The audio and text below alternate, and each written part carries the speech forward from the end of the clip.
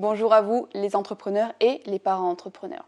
Quelles sont les erreurs classiques de ceux qui se lancent dans un business? Quelles sont ces fameuses erreurs qui leur font vraiment glou glou glou glou couler leur business naissant? Si nous en parlions maintenant pour éviter que vous reproduisiez ces mêmes erreurs. C'est parti. Contenter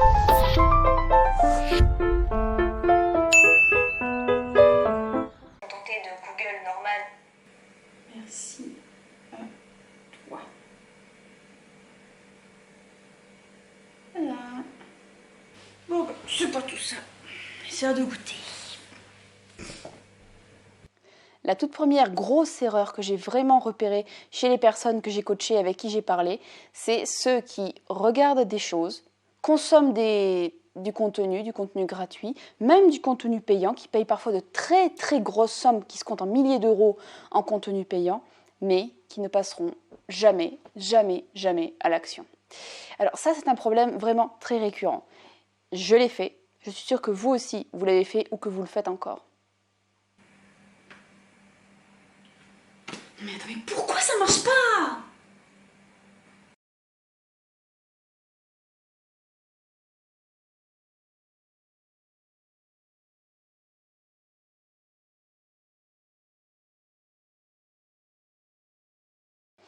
Deuxième très très grosse erreur, sont ceux qui sont de bonne volonté, qui font une ou deux actions, peut-être trois, pendant 1 voire 2 mois, et qui après, ne voyant aucun résultat, s'arrêtent. Ça, c'est très très très courant, et ne me dites pas que vous ne l'avez jamais fait.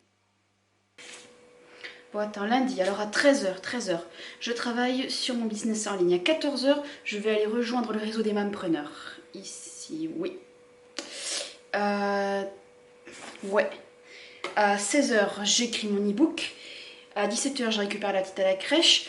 Et à 18h, quand son père est rentré, je vais tout simplement monter ma vidéo. Troisième catégorie. Je les croise beaucoup quand je fais des coachings. Ce sont ceux qui ont 10 000 idées. Ce sont des imaginatifs, des créatifs qui ont plein de beaux projets. 1, 2, 3, 4, 5. Et qui à la fin, au final, à force d'en faire avancer 1, 2, 3, 4, 5, n'arrivent plus, baissent les bras et passent l'éponge. Et c'est extrêmement triste.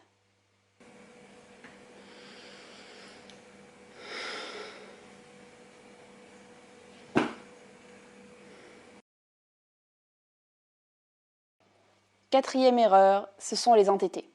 Ceux qui posent toujours le même type d'action, ne voient aucun résultat au bout d'1 mois, 2 mois, 3 mois, s'ils sont patients, et qui continuent encore et encore à poser les mêmes actions et ne pas avoir de résultats, et qui s'étonnent et ils sont extrêmement frustrés de ne pas avoir de résultats.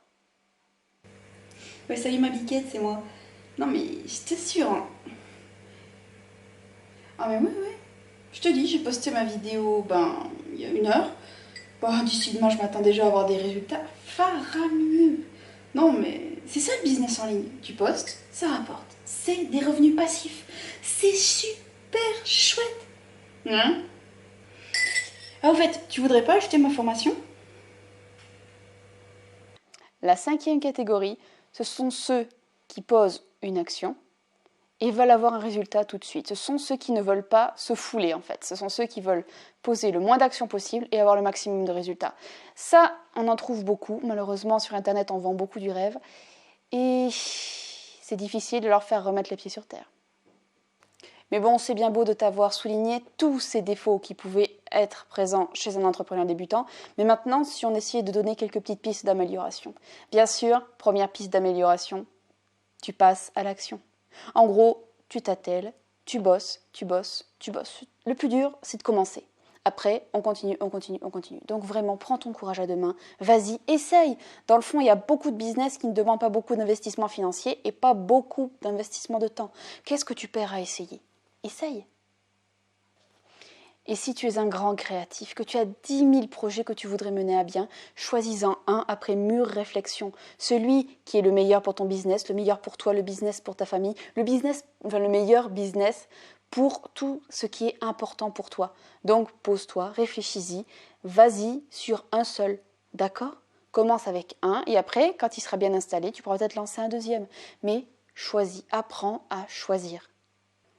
Je suis très consciente que le plus dur dans la vie, c'est de savoir faire la différence entre persévérance et acharnement. Et dans le business, c'est aussi le cas. Donc, si tu te lances dans un business et que tu poses toujours des actions qui n'ont pas de résultat, il faudrait peut-être te poser la question, est-ce que tu poses les bonnes actions de la bonne manière auprès du bon public, etc. Donc, apprends à te remettre un petit peu en question et à poser d'autres actions, essayer d'autres façons de faire. D'accord? De ne pas toujours être gravé dans le marbre. Essaie d'autres petites choses, et si ça marche, développe-les. Si ça ne marche pas, reviens sur autre chose, etc., etc., etc. Ne remets pas ton business forcément en cause. Remets juste en cause la manière dont tu gères ton business et les actions que tu poses. C'est tout. Et si tu viens juste de débuter, tu es dans le début, d'accord? Il faut que tu apprennes que le business, c'est comme un jardin. Un jardin, en mars, tu vas dans ton jardin, tu fais ton grand nettoyage de printemps, tu laboures, tu plantes, et après, il faudra attendre juillet, même dans le sud, juillet et août, pour pouvoir récolter. Tu te rends compte? Entre mars et juillet-août, combien il y a de mois? Le business, c'est pareil. Le business, il faut s'investir dedans, il faut continuer à poser des petites actions quotidiennes pour le développer, et à la fin, on récolte les fruits. C'est comme ça que ça marche. Donc, ne sois pas trop pressé. Apprends qu'il faut travailler pour avoir un résultat, même des résultats passifs, il faut d'abord travailler. Et sois patient. Si tu continues à poser des bonnes actions, si tu es persévérant et si tu as une bonne stratégie, tu auras des résultats. Je te remercie d'avoir suivi cette vidéo jusqu'au bout. Je te souhaite le meilleur dans ton business. Et n'oublie pas d'aller voir dans la barre d'infos si mon petit cadeau pourrait t'intéresser à développer ton business. Ciao!